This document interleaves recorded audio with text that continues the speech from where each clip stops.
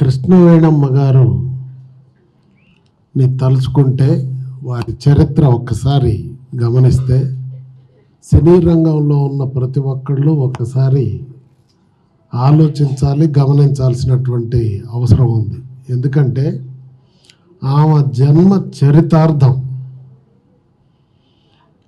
ఆమె సినిమా రంగంలో చేసిన సేవలు ఒక సువర్ణాధ్యాయంగా చెప్పుకోవచ్చు. అందరం మనం అనుకుంటాం నిండు నూరేళ్ళు జీవించటం కాదు ముఖ్యం, జీవించిన కాలంలో మనం ఏం చేసామనేది. ఆమె 100 ఏళ్ళు బతికి సమాజానికి ఒక సందేశాన్ని ఇచ్చారు. శకపురుషుడు లాంటి ఎన్టీ రామారావు గారితో సినిమా హీరోగా తీశారు. నిజంగా అది చరిత్రలో మనం లిఖించాల్సినటువంటి అంశం. అంతేకాదు సినిమా రంగానికి 2 కళ్ళైనటువంటి రామారావు గారిని నాగేశ్వరరావు గారితో కూడా సినిమా తీసిందాం. ఆ కాలంలో విలన్గా పాతాళ భైరవిలో మీరు చూశారు ఎస్వి రంగారావు గారు. అంటే ఎస్వి రంగారావు గారితో సినిమా తీయటం, అంతేకాదు శోభన్ బాబు గారితో తీశారు, కన్నడ రాజ్ కుమార్ గారితో తీశారు. అంటే ఎంత గొప్ప మనిషి, ఎంత గొప్ప స్పృహ. ఆమె మళ్ళా ఒక జమీందార్ గారి వైఫ్గా ఉండి సినిమాల్లో ఇందాకే మీరు చూశారు, ఏవీలో తమిళంలో నటించారు, తెలుగులో నటించారు, అనేక సినిమాల్లో నటించారు. నటనే కాదు పాటలు స్వయంగా పాడారట. ఇది చాలా కష్టమైనటువంటి అంశం.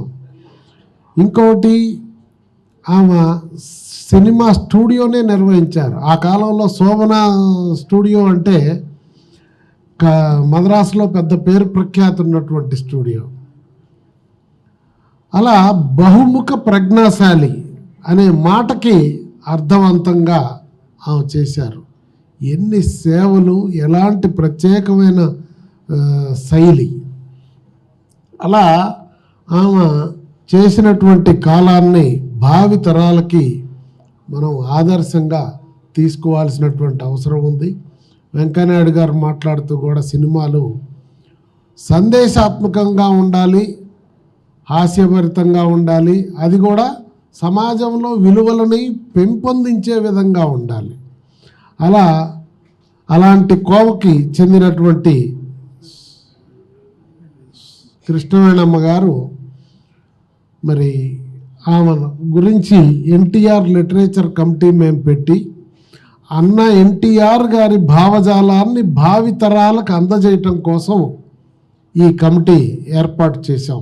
ఒక 15 మంది ముఖ్యులు, వివిధ రంగాల్లో నైపుణ్యం ఉన్నటువంటి, ఫర్ ఎగ్జాంపుల్ ఇప్పుడు మా భగీరథ గారు, దీని అంతటి సృష్టి చేసిన భగీరథ గారు మా కమిటీలో మెంబర్.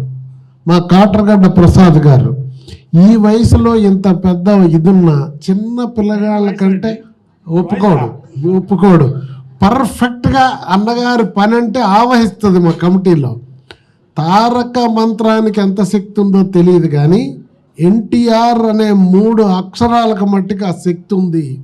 ఆయన పేరు తలుచుకొని మేము ఇప్పటి వరకు ఏ కార్యక్రమం చేసినా మేము ప్రారంభించడమే తప్ప అది ఎక్కడికి జరుగుద్ది అనేది మాకు తెలియదు. మేము నిష్కల్మషంగా, నిస్వార్థంగా, నిజాయితీగా ఆయనకి చరిత్రలో ఉన్న స్థానాన్ని భావితరాలకి సూర్యచంద్రులు ఉన్నంత వరకు తెలుగు జాతికి, భారతదేశానికి, ప్రపంచానికి తెలియజేయటం కోసం మాత్రమే ఈ కార్యక్రమం చేపట్టాం. అది చేపట్టే క్రమంలో వారు తొలి సినిమా తీశారని మా భగీరథ గారు చెప్పి నన్ను వారింటికి తీసుకెళ్ళి పరిచయం చేశారు. అప్పుడు ఆమెని మేము సన్మానించటం జరిగింది. హైదరాబాదులో సినీ కుటుంబాలందరి సమక్షంలో అన్నగారి కుటుంబం, ఎన్టీఆర్ కుటుంబం, అక్కినేని కుటుంబం, రామానాయుడు గారి కుటుంబం, కృష్ణ గారి కుటుంబం, చిరంజీవి గారి కుటుంబం, అలానే ఆ తరం నుంచి ఈ తరం వరకు సినిమా ప్రపంచం అందరూ డయాస్ మీద ఉన్నారు. మా మురళీమోహన్ గారితో సహా, పరచూరి గారితో సహా ఇక్కడున్న పెద్దలందరూ, మా ఎల్వి ప్రసాద్ గారి అబ్బాయి రమేష్ ప్రసాద్ గారిని కూడా మేము ఆ సందర్భంగా వారిని తలుచుకోవటం జరిగింది. వారి సేవలు కూడా గుర్తుంచుకోవాల్సినటువంటి అంశం. సినిమాల్లో రామారావు గారిని తెరకి పరిచయం చేసింది వారి నాన్నగారు ఎల్వి ప్రసాద్ గారు. అలా ఆ కార్యక్రమంలో కూడా మేము ఆమెని సన్మానించుకోవటం జరిగితే, నడిచి నడవలేని వీల్ చైర్లో ఉన్న పెద్ద మనిషి, అమ్మ మీరు రాగలరా అంటే తప్పకుండా వస్తానని చెప్పింది. సరే ఊర్లో కదా రాగలదని తీసుకొని సాహసం చేసి తీసుకెళ్ళాం. మళ్ళీ ఆమెను ఇంటికి చేర్చేంతవరకు మేము అదే జాసలో ఉన్నాం. కానీ మొన్న విజయవాడలో జరిగిన ప్రోగ్రాంకి విజయవాడ దాకా రావాలంటే అనురాధాదేవి గారిని అడిగితే మరి డాక్టర్లను అడగాలన్నది. డాక్టర్ గారు ఏం చెప్పారంటే నాట్ అడ్వైజబుల్ అండి అన్నారు. Flight of course not advisable, wheelchair మంచి కార్ అరేంజ్ చేస్తే అంటే ఐ డోంట్ అడ్వైజ్ అన్నాడు. అంటే ఆమె గారు 3 రోజులు అయిన తర్వాత కృష్ణవేణి గారు చెప్పారంట స్వయంగా అనురాధాదేవి గారికి, లేదు ఈ డాక్టర్లు చెప్పేది కుదరదు, అన్నగారి ప్రోగ్రాంకి నేను పాల్గొంటే నాకు ఆయుష్ ఇంకా పెరుగుద్ది, మీకేం తెలుసమ్మా, జనార్దన్కి ఫోన్ చేయి నేను వస్తున్నానని చెప్పు అన్నదంట. అప్పుడు అనురాధాదేవి గారు ఫోన్ చేసి చెప్పారు, అమ్మగారు ఇంట్రెస్టెడ్ అండి, మేమందరం కన్విన్స్డ్, యూ డోంట్ వరీ అన్నది. ఈ అమ్మని అప్పుడు జాగ్రత్తగా తీసుకొని వెళ్తే ఇంకో విశేషం ఉంది. ఇక్కడ 3 గంటల ప్రోగ్రాం జరిగిందండి. వెంకయ్యనాయుడు గారు ఉన్నారు, చంద్రబాబు నాయుడు గారు ఉన్నారు, మా రామకృష్ణబాబు గారు ఉన్నారు, మోహన్ కృష్ణ గారు ఉన్నారు. ఇంతమంది పెద్దలు ఉంటే సినీ రంగంలో మిగిలిన కృష్ణరాజు గారి ఫ్యామిలీ అందరు కూడా 3 గంటలు అలానే ఉన్నారు. బాబు గారు మధ్యలో నన్ను పిలిచి, పెద్ద ఆమె కూర్చోగలదో లేదో కాస్త అడుగు, ఎట్లుందో పరిస్థితి అన్నాడు. అడిగితే నేను ఉంటానన్నది. 3 గంటలు అట్లే ఉండి ఆ జనంలో వెళ్ళింది. అంటే 101 సంవత్సరంలో కూడా ఆమె మానసికమైన స్ట్రెంగ్త్, ఇక్కడ ఒక మనిషి ఎంత గొప్ప మనిషి, ఆమెను తలుచుకునే అవకాశం రావటమే మనందరి అదృష్టం. ఆమెకు మార్గదర్శకంగా మేము తీసుకుంటామనేది తెలియజేస్తూ ఆ కుటుంబానికి చేతులెత్తి నమస్కరిస్తున్నా. అన్నిటికంటే ముఖ్యంగా ఏమండి, ఈ తరంలో పిల్లలు, తల్లులు, తండ్రులు అనుబంధాలు ఉండటం ఎట్లా, నిజంగా మిగిలిన వాళ్ళ సంగతి ఎట్టన్నా ఉన్నాయి. కానీ ఆ అనురాధాదేవి గారు కంటికి రెప్పలాగా తల్లిని చూసుకున్నారు చివరి నిమిషం వరకు.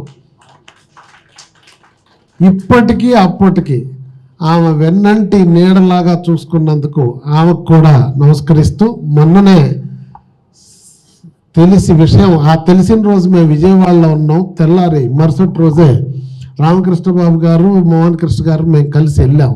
వారు కూడా అంతకు ముందు రోజు అక్కడ ఎన్టీఆర్ ట్రస్ట్ ప్రోగ్రాం జరిగితే అక్కడ చిక్కుబడిపోయాం. అందుకని ఆ రోజు వెళ్తే పిల్లలందరూ కూడా తల్లిని మించిన కూతురు, కూతురుని మించిన పిల్లల్లాగా వాళ్ళందరూ కూడా బాగా ఆ వారసత్వం ఉంది.